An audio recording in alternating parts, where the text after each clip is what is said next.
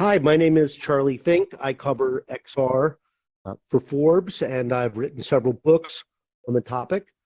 I'm joined here by several colleagues who you'll meet in a second to talk about the effects of the pandemic and how it has impacted our businesses, or I should say our business. Now, some of us are in the conference business, and as we know, many conferences are being canceled around the world, as well as sporting events, other live gatherings. So I think there's a real question of, where are those, conferences going to go, both in the near term and the long term. But I think we want to limit our conversation to just talking about online conferences, because what we're really talking about is remote collaboration and how we're going to do business in the future and what role virtual worlds are going to have in that. So I'll start with you, James, if you can introduce yourself and tell us a little bit about how the crisis is impacting your company.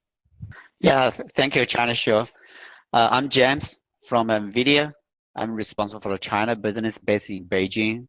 I think everybody knows the coronavirus. The biggest impact in China is the first country hit by the virus, and I'm sure we know a lot of global conference, especially canceled or postponed to maybe second half of the year. But most of the large conference in the first half almost canceled, including everybody knows that MWC, the GDC in San Francisco, and also even our GTC as well. And what about South by Southwest and Coachella? Just say it. Okay. Yeah. So you can see that almost a global conference should be thinking a new way. How can we organize the large conference globally? And look at some of the examples we can take a reference. For example, Geneva, they have the auto show, right? I thought the auto show, suppose the Geneva motor show should be in the beginning of the March, but they cancel it. But a lot of OEMs, the automakers, they think of a lot of creative way to do their own product launch based on new technology. So, but the first of the things is everybody think about everything should be online and digital, and they think about a lot of trade shows or product review, product announcement based on online live streaming, so you can introduce globally. And I think it's a tipping point to change our behavior to think how we can do things without the large conference get people physically together. So I think that's could be disruptive of a way, but it's a new way of creative ways to doing business for everyone. Great, thank you, Andrew. Hi, I'm Andrew Ferguson. I'm the co-founder and COO of BrainXchange. BrainXchange organizes world-class emerging technology events, currently focused in XR and wearables. The three events that we have this year are AWE USA. BrainXchange is the producer behind AWE USA and AWE EU. And then we also have EWTS. So both AWE EU and EWTS are in the fall. AWE USA is coming up in the end of May.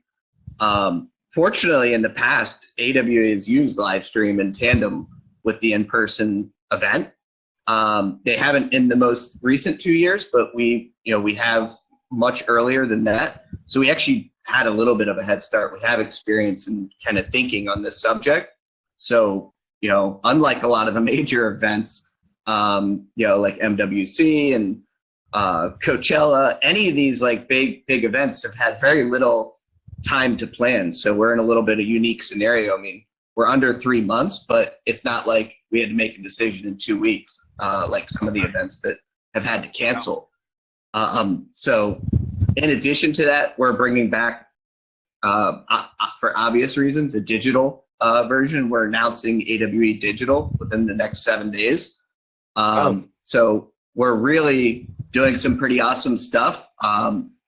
Don't imagine digital fully taking over live for AWE or for really any of our events. We see it as in tandem, improving the experience.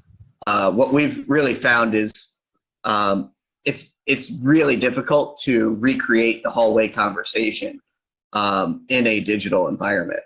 But we are coming up with very unique ways of accomplishing an alternative to that we think is equal. We'll talk a little bit more about that because how you introduce the nuance of the serendipity makes conferences so important is critical to making the virtual the virtual conference as equally satisfying and attractive. Hi, Blair. Hey, Charlie. So I'm Blair MacIntyre. Have a variety of impacts in this. So I'm a professor at Georgia Tech in Atlanta. I also am a research scientist at Mozilla, and most relevant to this, I'm one of the co-chairs of the IEEE VR conference, which is big academic VR conference. It's coming up in Atlanta. Well, not in Atlanta, at the end of the month. So actually, when this airs, it will be starting as well. So we were fortunate. I've been really interested in the notion of trying to create online experiences to complement academic conferences for a few years. And so last year I ran a bunch of tests leveraging the live streams that a lot of academic conferences are doing. So we were planning on doing that with VR already. We're using Mozilla Hub's virtual world platform for the conference. And so when all of this started to happen, we made the decision last week or 2 weeks ago, 2 weeks before the conference, that we were going to shift completely online. And so we're doing that. So we're going to have talks, panels, poster sessions, demos, such as we can do it, 3D UI contests, social sessions, birds of a feathers, the whole set of things that we would have done at the conference online. And I think, your comments about the social aspects, the hallway conversations, the casual interaction is what drove me to experiment with virtual worlds for these conferences, right? Because watching the streams on Twitch doesn't give you any opportunity to have those social experiences. But if we get, I think we've got about, as of right now, 1,200 people registered for VR. And if we get them split across rooms of 20, 15, 20, 10, 25 people, we can start having these conversations within groups, pop between rooms, find people you like. But the VR isn't enough, right? So we're also going to use Slack for conversations and things like Slido and such for trying to collect questions. We're going to use Zoom for part of the stuff. So we're pulling together tons of technology in order to create something that starts to feel like that. I just wanted to clarify about the platform that you're using, Blair. Which one is it? So we're using Mozilla's Hubs platforms. Mozilla Hubs lets you pull in all of that other technology? Well, it's web-based, so we'll be streaming video into it using probably Twitch, and we can pull in sort of any web-based stuff. But so for people who will be attending in VR, pure VR, which you can do, you'll be immersed in the 3D world. But on the desktop, you can access all of your regular apps and use the platform in a 3D in a Windows style. So I think for these sorts of events, I feel I've found that the majority of people who want to be active tend to do it on the desktop. And then especially when you want to have conversations and just watch the talks and so on, being in the VR is actually a lot better. Gotcha. Well, thanks for that. Hi, Jimmy. Nice to meet you. Hey, Charlie. How are you? Good. Tell us a little bit about what you're seeing at BCG. Sure. Right. So maybe a quick introduction. I'm Jimmy. I'm a partner at the Boston Consulting Group, BCG, here in Greater China area.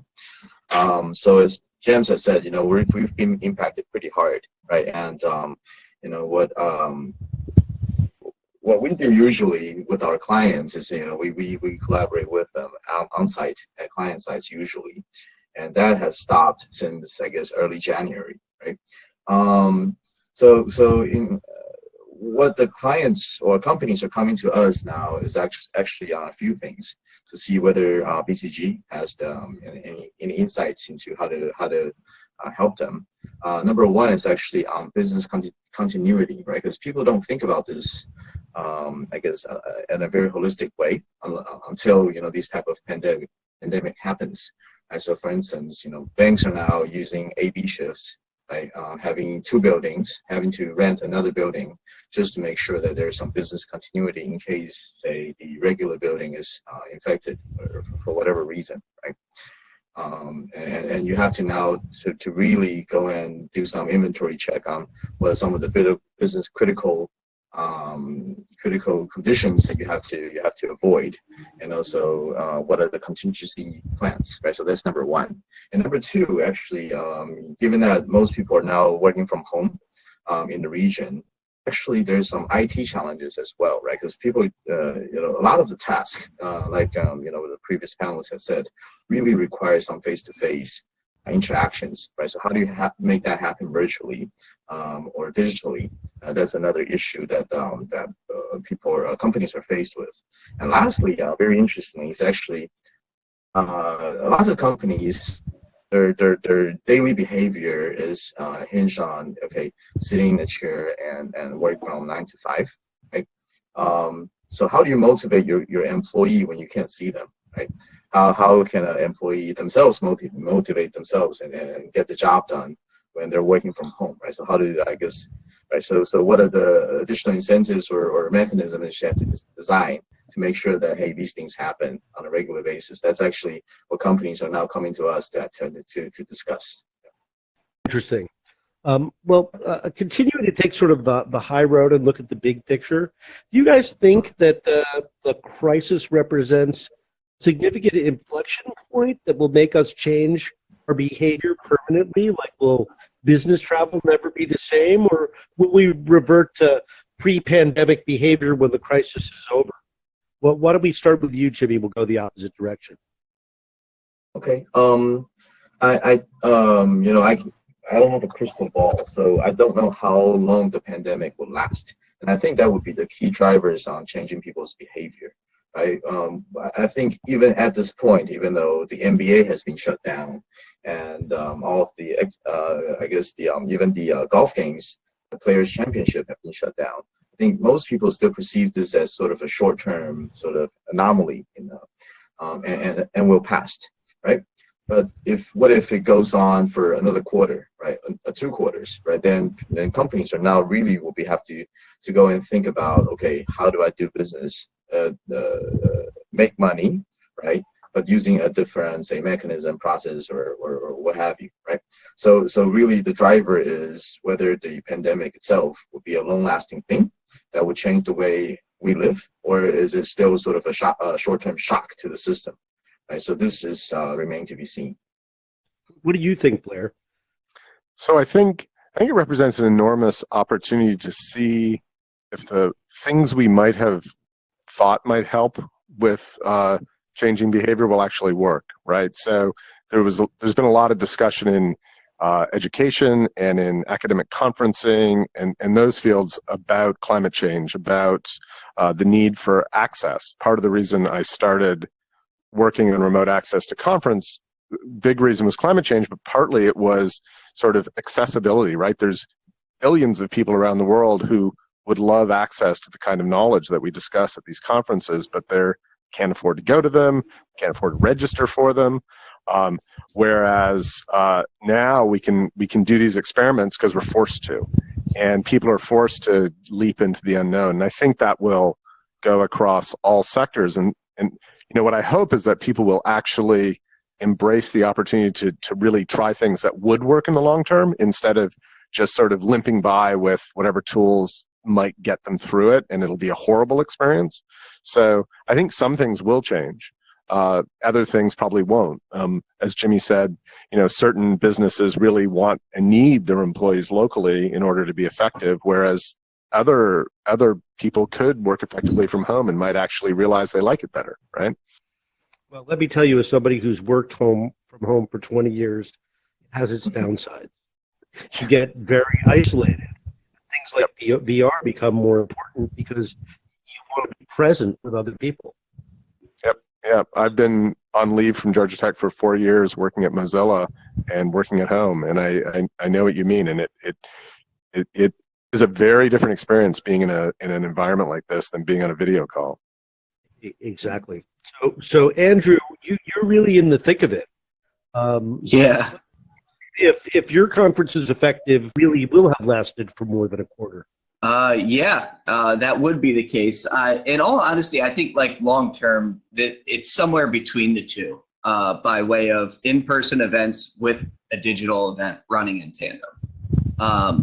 The digital event in tandem has been there. A lot of big shows have like a live streaming or on-demand video after the event with a little bit of a networking activity, but there hasn't been historically until now, like really more expansive, much larger events, kind of trying to turn their events digital. So, what I've found, is that there's not really a replacement for that hallway conversation currently, or the many interactions and human connections that are made at events that you cannot make digitally. Well, I shouldn't say that for everyone. For the folks that we target, industrial business users of emerging technology, you need to meet in person. How are you going to try an exoskeleton at a digital event? There really is no replacement for live events in my world. So the future events is in person with a strong digital version in our realm. What platform are you going to use for your digital counterpart? I can't really say that yet. I can probably a few days after the live event of this takes place, but I can elaborate on the style. It won't be in VR. We're really focusing on what the attendee values from a conference that they attend for business professional reasons. So when it comes to that, it's less about the environment that they're in. It's more about the people they're with, the conversations they're having, and the education that they're receiving. So we won't be using a VR platform. It'll be a mix of video, community, a little bit of social networking, and a digital exhibition. Great. So James, what's your perspective on the permanence of the changes? I think it could be the permanent changes, basically. I still can remember like everybody talking about a SARS like 17 years ago in China. So that's a similar situation, but today's even worse, right? But look at 17 years before, after the SARS, the biggest change in China is online business booming. Everyone going to the e-commerce, and totally change the behavior of the customers' shopping behavior. Getting things done online, and that one helped build up a lot of infrastructure services in China. For example, like food delivery, logistical services is quite cover very well in China now. And this one, the coronavirus did the same thing. And look at China today. You can see many things like shutdown or the cities and lockdown, but the reality is a lot of works still going on. People buy stuff from online. That's why I look at the JD.com. Their business is quite good, even during the Chinese New Year. They never stop for the delivery. So customers buy food, buy stuff, buy many things from online, and also even schools, the students. They continue study online. They never stop. So school is still open, but it's online. And the people working from home, and they still can do many things corporately. The only thing probably impact is the factory staff. So manufacturing, and those guys need a physical worker. In the factory to work. They have to be there. Yeah, they have to be there. Yeah, that's a problem. But the rest of steps still working. As long as the future, there's many technology can change things. I think technology release and technology adoption, it's kind of like things need something to push faster. So coronavirus could be one of the way or factor to push technology adoption faster or even beyond our expectation. For example, even the VR conference, I think it's the same. VR is perfect. I mean, the technology and based on today's, I mean, the infrastructure, 5G plus VR plus XR, those things can make a lot of things happen easily. I think the permanent change will be very fast and change the customer behavior and change the whole technology providers their perspective as well. If the market is going blooming, a lot of technology could be easily adopted and accepted by customer. And a lot of developers, I mean, based on the technology platform, will be easily jump in to help push the ecosystem, I mean, growing faster. That's what I can see. But everything, the permanent change will create a lot of new creative or breakthrough of the technologies. I think this year probably is one of the year we can see many technology company, especially the high-tech company, they take the use of the AI, for example. Everything is AI. Look at China. I'm impressive about what's happening in China with the AI technology adoption. The robots, deliver a lot of medicines to the patients in the hospital without a doctors there. And I mean, the drones can send a medicine anywhere. They don't have to get tracks to moving there, right? And also, I mean, a lot of new ways when I see in China today, face recognition, right? They use do a gatekeeper, but in the past they have to show you a full face to recognize the person to get in. But now they don't need it. Even you wear the mask, the system can recognize you. And if you go to an elevator, you don't have to touch on the elevator button. You just say you can voice control the system to support you. Well, so a lot more may change than just conferences. So I think that's a very broad view, James. Thank you for that. Andrew, wanted to ask you about virtual conferences that you've been to in the past as an attendee or? So I've attended a huge amount recently, but in the past I had attended them here and there, and we've been researching a lot of stuff around building digital communities for B2Bs just in general at BrainXchange outside of events. But recently, I've kind of dove back into quite a few, and it's still surprising to see. At the end of the day, organizing a conference isn't about the flashy venues, the tech. It's having an impeccable layout that enables your attendees, speakers, sponsors, exhibitors, all participants to get value out of the experience. So I found it really interesting that a lot of the digital tools are really focusing on these flashy things and not even really thinking about the attendee. So I found that the most platforms are quite clunky, focus heavily on the visual experience instead of really making the correct information available and simple networking experience.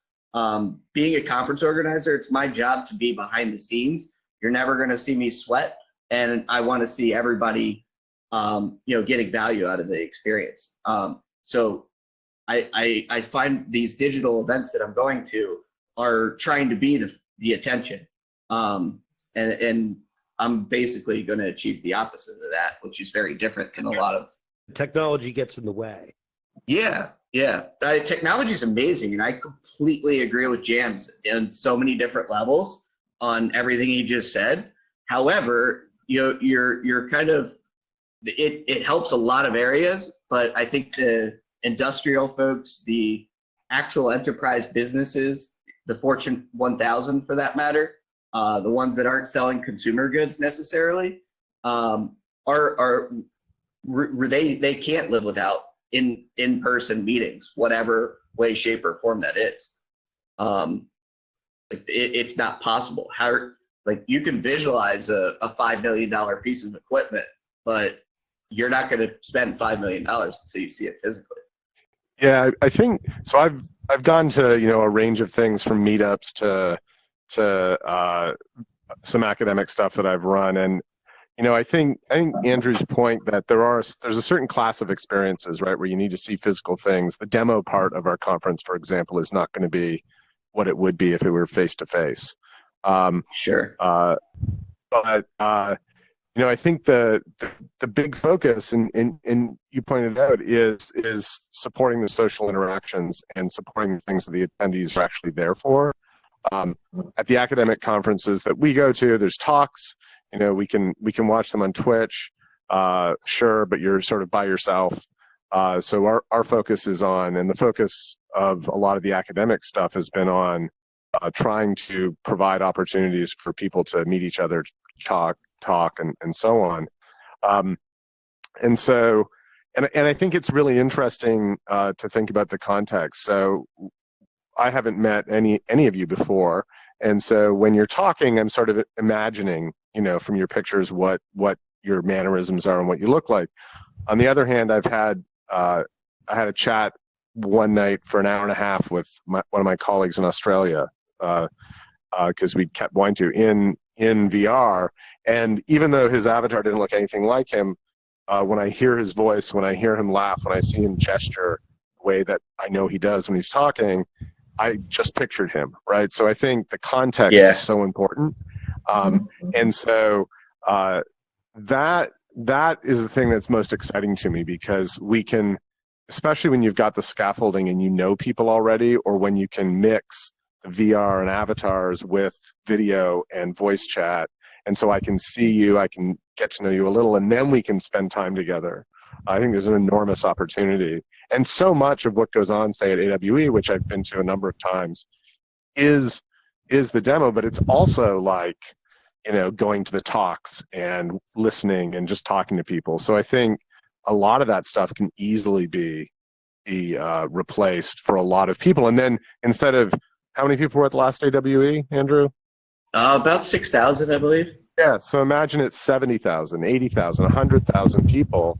And sure, maybe there's a few thousand that have to come so they can see things, but you can reach enormous audiences. Great. That's all the time we have for our panel this afternoon, or whenever time it is. We're all in different time zones around the world.